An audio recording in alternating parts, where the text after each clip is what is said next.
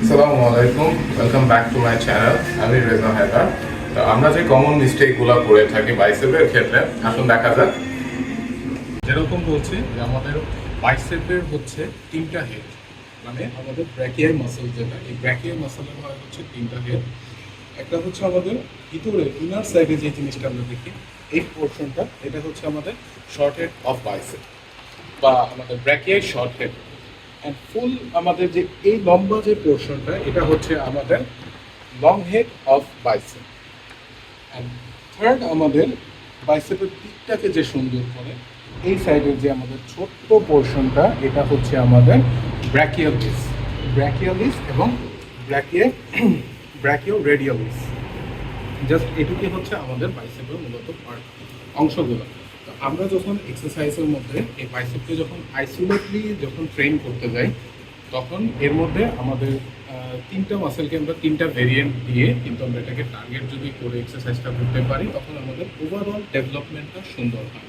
তো এর জন্য ফার্স্ট অফ অল আমাদের সেট আপ যেটা থাকে, যে আমরা যে কোনো এক্সারসাইজ করতে চাই, আপনার ফার্স্ট অফ অল যে জিনিসটা প্রয়োজন সেটা হচ্ছে আপনার পশ্চার অ্যান্ড সেট আপ। যদি আপনার পশ্চার সেট আপটা ঠিক না থাকে, তখন দেখা যায় কি আমরা যে মাসেলকে টার্গেট করতে যাচ্ছি সেই মাসেলকে না হয়ে আমাদের অন্যদিকে আমাদের টেনশন বা মুভমেন্ট অন্যরকম হয়, বা আমাদের দেখা যায় অনেক সময় যে ইনজুরি হওয়ারও চান্সেস থাকবে। তো এর জন্য ফার্স্ট অফ অল আপনার যেই জিনিসটা প্রয়োজন সেটা হচ্ছে আপনার পশ্চার সেট আপটা ঠিক থাকতে হবে। এখন আমি আপনাদেরকে দেখাবো যে আমাদের যে পশ্চারটা, যে আজ আমরা যখন বাইসেপ নিয়ে, এবং বাইসেপের জন্য আমাদের সবচেয়ে বেস্ট এক্সারসাইজই হচ্ছে আমাদের বাইসেপ ডিবি কার্ল। আমরা ডাম্বেল দিয়ে, যেটা ডিবি অর্থ হচ্ছে আমাদের ডাম্বেল, ডাম্বেল দিয়ে আমরা যেভাবে আইসোলেটলি বা আমাদের রিস্টকে আমরা যেভাবে ফ্লেক্সিবল করতে পারি, দেখা যায় আমরা বারবেল বা ক্যাবেল অন্য কিছু দিয়ে করতে গেলে অতটা ফ্লেক্সিবিলিটি ভাবে আমরা করতে পারি না। তো এটার জন্য আমাদের সবচেয়ে বেস্ট ওয়ে হচ্ছে বারবেল ইউজ করা, ডাম্বেল ইউজ করা। এবং এই ডাম্বেল দিয়ে আমরা কীভাবে এবং আমাদের পশ্চার সেট আপটা কী থাকবে সেটা আমি আপনাদেরকে দেখানোর চেষ্টা করবো। ফার্স্ট যে জিনিস,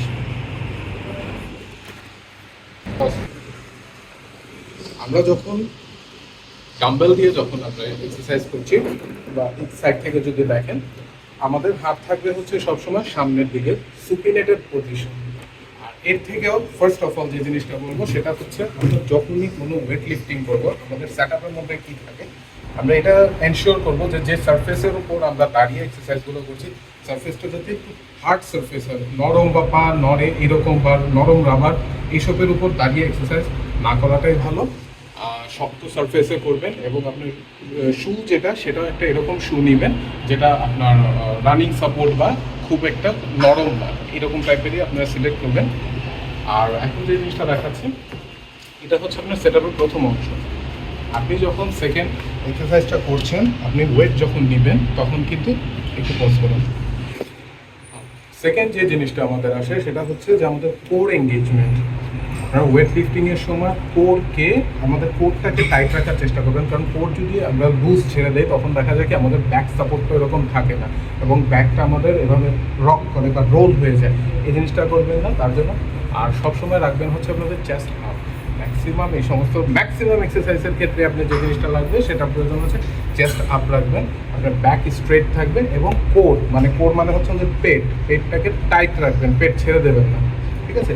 এই জিনিসগুলো মাথায় রাখবেন। আর তারপরে থার্ড আমাদের যে জিনিসটা আসে সেটা হচ্ছে আমাদের ব্রিদিং প্যাটার্ন।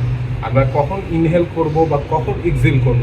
আমরা যখন ওয়েটটাকে যখন এভাবে লিফট করছি, ঠিক আছে, আমরা যখন লিফট করছি তখন আমরা কি করছি, বডিটাকে ইসেন্ট্রিক মোড, এবং ইসেন্ট্রিক মোডে যখন যাব তখন আমরা কি করব, সবসময় এক্সহেল করব, মানে আমাদের শ্বাসটা ছেড়ে দেব। এবং যখন আমাদের নেগেটিভসে যাচ্ছে, নেগেটিভস মানে হচ্ছে ইসেন্ট্রিক মোড, আমরা যখন বাইসেপটাকে যখন বাইসেপ বা যে কোনো এক্সারসাইজে যখন ছাড়ছি, নেগেটিভসে যাচ্ছে, তখন আমরা কি করব, আমাদের শ্বাসটাকে ইনহেল করব, ভিতরে নিব, এবং যখন ছাড়বো লাইক দিস।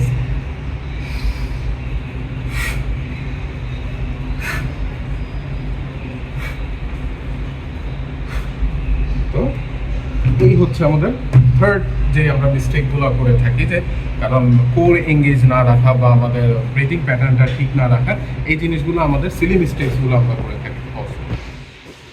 এখন হচ্ছে আমাদের যে তিনটা পার্ট আছে, এই তিনটা পার্টকে আমরা কিভাবে আইসোলেটলি টার্গেট করতে পারি সেই জিনিসটার দিকে আমরা দেখবো। তো প্রথমে হচ্ছে আমাদের শর্ট হেড অফ বাইসেপ, মানে আমাদের ইনার সাইডে যেটা থাকে এটাকে যখন আমরা ট্রেন করতে চাই তখন জাস্ট আমাদের কি ডাম্বেলটাকে ধরার কিছু টেকনিক আছে, যেই টেকনিক এবং ওইভাবে যদি আপনি রেঞ্জ অফ মোশনটা যদি ঠিক রাখতে পারেন তখন আপনি আইসোলেটলি পার্টিকুলার মাসেলেই আপনি টার্গেট করতে পারবেন। আমি এটা আপনাকে এক্সাম্পল করে দেখাচ্ছি আপনাদের। ডাম্বেল অলওয়েজ আপনি সুপিনেটেড পজিশনে রাখবেন। সুপিনেটেড মানে কি, আমাদের এই যে হাত হচ্ছে এভাবে সামনের দিকে রাখা, ঠিক আছে, এভাবে অলওয়েজ এভাবে করবেন।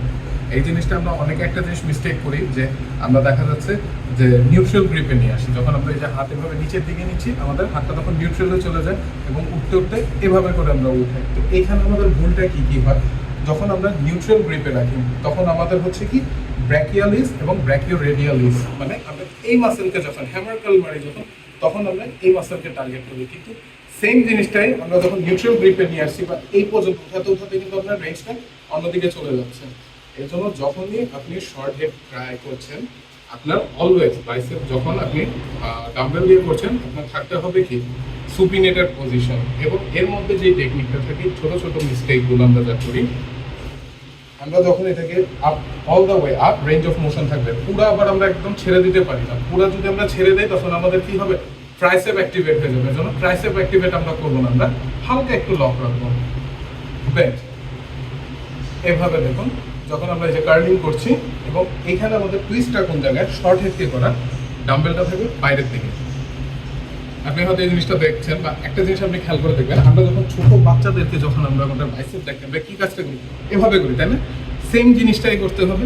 এই যে আমাদের ছোট কোন আঙ্গুল যেটা আছে, কনিষ্ঠ আঙ্গুল, এইটার হচ্ছে একটা বড় ভূমিকা পালন করে। আপনি করে চাইলে নিজেরটাও দেখতে পারেন যে যখন আমরা নর্মালি যখন আপনি সোজা উঠাচ্ছেন দেখেন, আর যখন আমরা টুইস্ট করছি পার্থক্যটা কোথায়, ঠিক আছে?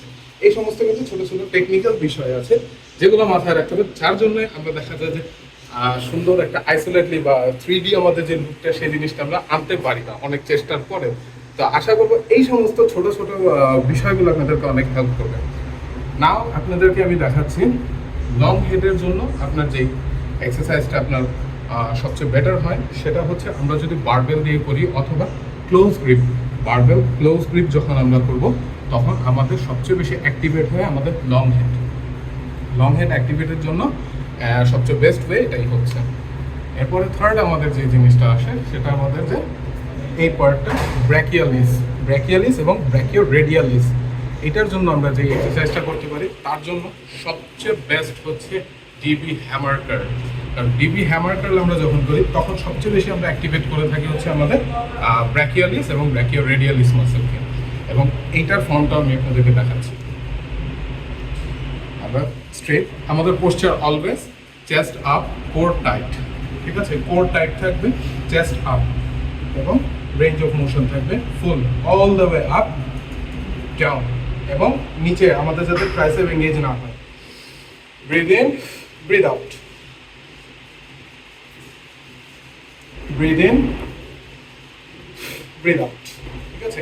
এই রেঞ্জগুলো, এই মোশনগুলো যাতে আমাদের যদি ঠিক মতো করতে পারি তাহলে আমরা আমাদের কাঙ্ক্ষিত ফলাফলটা আমরা আশা করি ঠিক মতো পাবো। আর হচ্ছে যে একটা জিনিস খেয়াল রাখবেন যে বডি যাতে রক না করে। অনেকে দেখবেন যে আমরা বড় বড় বডি বিল্ডারকে দেখে এই জিনিসগুলো ফলো করি যে আমাদের দেখা যায় এভাবে করছি, আমাদের ফুল বডি রক করছে। আইসোলেটলি যখন আমরা করি আমাদের টেনশন থাকতে হবে কি মাসেলের দিকে, যে এই মাসেলটাই যাতে টার্গেট হয়। তখন দেখা যায় কি আমাদের এই মাসেলটা টার্গেট হচ্ছে না বা আমাদের সাধ্যের চেয়ে বেশি আমরা অতিরিক্ত ওয়েট নিয়ে গেলি, তখন দেখা যায় কি সব চলতেছে, আপনার হাত পা সব আপনার রক করতেছে, বাট যে জিনিসটা আপনার মাসেলের যে আপনার টেনশনটা থাকার কথা সেই জিনিসটা তখন থাকছে না। এর জন্য কখনোই আপনার যতটুকু ক্যাপেবল আপনি অতটুকু ওয়েটে সিলেক্ট করবেন, যেটা দিয়ে আপনার number of sets say as আপনার 12র বেশি যাতে না আসে এরকম ট্রাই করবেন। আপনার ক্যাপাসিটি অনুযায়ী আপনি 8টা থেকে 10টার মধ্যে সীমাবদ্ধ রাখেন, 12টা রাখেন, কিন্তু আপনি কখনোই এরকম নেই। কারণ আপনি এটা ছোটো মাসেল, এটাতে আপনার 1 রাপ ম্যাক্স টেস্ট করার মতো কোনো প্রয়োজন নেই যে আপনি একদম অনেকে আমি দেখেছি যে আপনার 30 কেজি 40 কেজি দিয়ে করছে, এভাবে রক করছে, তো দেখা যায় ব্যাক এঙ্গেজ হচ্ছে, আপনার সব মাসেল পার্ট হচ্ছে আপনার যে জায়গায় হওয়ার কথা সেখানে হচ্ছে না। এই জন্য এই জিনিসগুলো মাথায় রাখবেন। আপনার হচ্ছে যতটুকু দিয়ে আপনার মাসেল টার্গেট হয় আপনি এতটুকুই নেন, আননেসেসারি বেশি নেওয়ার প্রয়োজন নেই।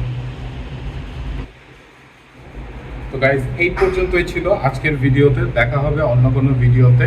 And please do subscribe to my channel. সাথে থাকার জন্য ধন্যবাদ। দেখা হবে অন্য কোনো ভিডিওতে। আসসালামু আলাইকুম।